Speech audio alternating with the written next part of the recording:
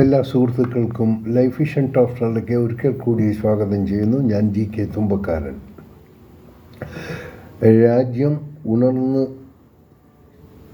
ചിന്തിക്കാനും പ്രവർത്തിക്കാനുമുള്ള സാഹചര്യത്തിലാണ് ഇന്ന് നമ്മൾ ജീവിക്കുന്നത്. നമ്മുടെ സുഹൃത്ത് രാജ്യങ്ങൾ നമ്മുടെ ശത്രു രാജ്യങ്ങളായി മാറിക്കൊണ്ടിരിക്കുന്നൊരു അവസ്ഥയുമാണ് ഇപ്പോൾ. ഈ അവസരത്തിൽ പരസ്പരം ഭരണപക്ഷവും പ്രതിപക്ഷവും ചെളിവാരി എറിഞ്ഞ് സ്വയം മറ്റുള്ളവരുടെ മുന്നിൽ അപഹാസ്യരാകേണ്ട സമയം അല്ല. മറ്റൊരു പ്രധാന കാരണം, പ്രതിപക്ഷം നഷ്ടത്തിൻ്റെയും ലാഭത്തിൻ്റെയും കണക്കുകൾ എടുക്കേണ്ട സമയവുമല്ല. ഒരു യുദ്ധമുണ്ടായാൽ അതിൽ ലാഭവും നഷ്ടവും പലതും ഉണ്ടാകും. എന്നാൽ അതിൻ്റെ വ്യാപ്തി എത്രയാണെന്ന് ഒരിക്കലും പരസ്യമായി പാർലമെൻറ്റിൽ കേൾക്കുന്നത് ഒട്ടും അഭികാമ്യമല്ല. ഒപ്പം എല്ലാ സേനാ തലവന്മാരോടും പറയാനുള്ളത്, പരസ്യമായി ഉണ്ടായ നഷ്ടങ്ങളെക്കുറിച്ചും ജയങ്ങളെക്കുറിച്ചും പറയാതിരിക്കുക. ജയവും തോൽവിയും മനുഷ്യന് ഉടൻ പ്രവചിക്കാൻ പറ്റില്ല. കാലങ്ങൾ കഴിഞ്ഞെങ്കിൽ മാത്രമേ അതിൻ്റെ പൂർണ്ണ രൂപം ഓരോ വ്യക്തികൾക്കും മനസ്സിലാക്കാൻ സാധിക്കൂ. മറിച്ച് ഭരണപക്ഷത്തോട് പറയാനുള്ള ഒന്ന് മാത്രം, ഏത് പ്രസ്താവനകളും നിങ്ങൾ ഭരണപക്ഷം പറയുന്നത് കാശ്മീരിനെ പാകിസ്ഥാൻ കൊടുക്കരുതായിരുന്നു, അത് വേണ്ടായിരുന്നു എന്ന് പറയുന്ന ഇന്നത്തെ ഭരണകൂടം അന്നൊന്നും ഉണ്ടായിരുന്നില്ല. അന്നത്തെ സാഹചര്യം എന്തായിരുന്നു, ഏതവസ്ഥയിൽ അതൊക്കെ സംഭവിച്ചു എന്നാരും നോക്കുന്നുമില്ല. കഴിഞ്ഞുപോയ ഭരണാധിപന്മാരുടെ ഭരണ മികവ് എന്തായിരുന്നു, അവർക്കുണ്ടായ പിഴവുകൾ എന്തായിരുന്നു, അതിനെയും വിളിച്ചു പറയേണ്ട സമയമല്ല ഇപ്പോൾ. ഭരണപക്ഷത്തിലുള്ള ഏതാൾക്കും ഏത് സമയത്തും എന്തും വിളിച്ചു പറയാനുള്ളതാണ് കാശ്മീരിൻ്റെ കാര്യം. അതായത് പാകിസ്ഥാനിലെ മുനീർ കശ്മീർ ഞങ്ങളുടെ നെക്കാണ്, ഞങ്ങളുടെ ചങ്കാണ്, ഞങ്ങളുടെ ഞരമ്പാണെന്നൊക്കെ ഇങ്ങനെ പറഞ്ഞ് നമുക്കൊരു വിലയില്ലാത്തതുപോലെ ആയിപ്പോയി. അവരിങ്ങനെ ബബ്ബ അടിച്ചുകൊണ്ട് ഇതേ മോഡലായിപ്പോയി നമ്മുടെ ഇന്ത്യയിലെ ഭരണപക്ഷവും. എപ്പോഴെടുത്താലും കാശ്മീർ അത് പണ്ട് ഭരിച്ചവരുടെ ഗതികേടാണ്, മോശമാണ്. എന്നാൽ നിങ്ങൾക്ക് പ്രസ്താവനകൾ ഇറക്കാൻ എളുപ്പമാണ്.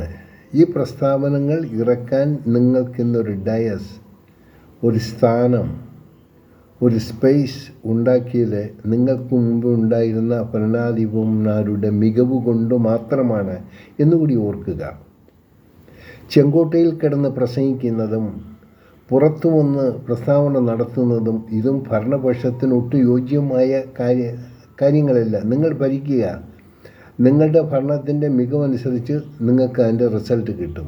ഒപ്പം പ്രതിപക്ഷത്തോടും പറയേണ്ടത്, ഞാൻ എൻ്റെ പല വീഡിയോകളിലും പറഞ്ഞു, ഒരിക്കലും നഷ്ടക്കണക്കെടുക്കാനല്ല ഇപ്പോൾ വേണ്ടത്. അപ്പോൾ ഈ പ്രതിപക്ഷവും ഭരണപക്ഷവും ഒരേ ലെവലിലുള്ളവർ തന്നെയാണ്. നിങ്ങളെ ത്രാസിൻ്റെ രണ്ട് വശത്ത് നിർത്തിക്കഴിഞ്ഞാൽ ഈക്വലൈസാണ്. കാരണം അനാവശ്യമായ പ്രഖ്യാപനങ്ങൾ ഭരണപക്ഷം നടത്തുമ്പോൾ അതിലും മോശമായ പ്രഖ്യാപനങ്ങൾ പ്രതിപക്ഷവും നടത്തുന്നു. അപ്പോൾ നിങ്ങൾ തമ്മിൽ യാതൊരു വ്യത്യാസവുമില്ല. ഇവിടെ നിങ്ങളുടെ മികവ് തെളിയിക്കാനും നിങ്ങൾ കാണിച്ച നിങ്ങളുടെ പല കാര്യങ്ങളും നിങ്ങൾ ഹൈലൈറ്റ് ചെയ്ത് പറയുക, ഇതാണ് ഞങ്ങൾ, ഇതാണിത്, മുമ്പുള്ളവർ മോശമാണ് എന്ന് നടത്തുന്ന വില കുറഞ്ഞ പ്രസ്താവനകൾ ഇനിയെങ്കിലും മോദിജി ആയിരുന്നാലും അമിത്ഷാ ആയിരുന്നാലും നിർത്തുക. ഒപ്പം ഈ രാഹുൽ ഗാന്ധിയും വില കുറഞ്ഞ പ്രസ്താവന നിർത്തുന്നത് ഇപ്പോഴൊക്കെയാണ് പ്രൂഫ് വേണം. നിങ്ങളെന്താ പാർലമെൻറ്റിലാണോ പ്രൂഫ് വയ്ക്കേണ്ടത്? അവിടെ എത്ര പട്ടാളക്കാർ ചെയ്ത്, എത്ര ഫ്ലൈങ് ചെയ്തെല്ലാം വളരെ വില കുറഞ്ഞ ബാലിശമായ ചോദ്യങ്ങളാണ്. ഇനിയെങ്കിലും നിങ്ങൾ നിർത്തുക. നിങ്ങളുടെ പക്വതയെ അളക്കുന്നത് പ്രായം കൊണ്ടാണ്. എന്നാൽ പ്രായമില്ലെങ്കിലും പക്വത കാണും. പക്ഷേ പ്രതിപക്ഷ നേതാവിനോട് ഒന്ന് പറയാനുള്ളത്, ഇനിയെങ്കിലും വില കുറഞ്ഞ പ്രസ്താവനകൾ നിർത്തുക. ഒപ്പം ഭരണപക്ഷത്തോടും പറഞ്ഞ് ഏറ്റവും വില കുറഞ്ഞതുള്ള പ്രസ്താവനകൾ നിങ്ങളോ നിങ്ങളുടെ പാർട്ടി ശാഖകളോ നിങ്ങളുടെ നേതാക്കന്മാരോ നടത്താതിരിക്കുക. അതിനു വേണ്ടി ശ്രദ്ധിക്കുക. ഇതെല്ലാം ഇങ്ങനെയുള്ള പ്രസ്താവന നടത്തേണ്ട ഒരു വേദി ആണ് പാർലമെൻറ്റെങ്കിലും അത് പബ്ലിക് ലോകമൊക്കെ വീക്ഷിക്കുന്നുണ്ട്. അപ്പോൾ എന്ത് ചെയ്യണം, എവിടെ എന്ത് പ്രസ്താവന ഏത് സമയത്താണ് നടത്തേണ്ടത് എന്നുകൂടി ഒന്ന് ചിന്തിച്ചാൽ രണ്ട് പക്ഷക്കാർക്കും നന്നായിരിക്കും. ഇപ്പോഴത്തെ ഭരണപക്ഷം നടത്തുന്നത് 100% ശരിയാണ്, ശരിയായ ദിശയിലാണ് പോകണമെന്ന് പറയാൻ പറ്റില്ല.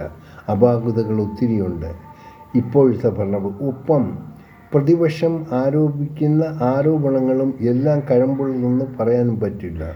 ഇപ്പോൾ പ്രതിപക്ഷം ഇലക്ഷൻ കമ്മീഷൻ അതൊരു പ്രത്യേക ബോഡിയാണ്. ഇലക്ഷൻ കമ്മീഷൻ്റെ ന്യൂനതകൾ അത് ന്യൂനതകൾ തന്നെയാണ്.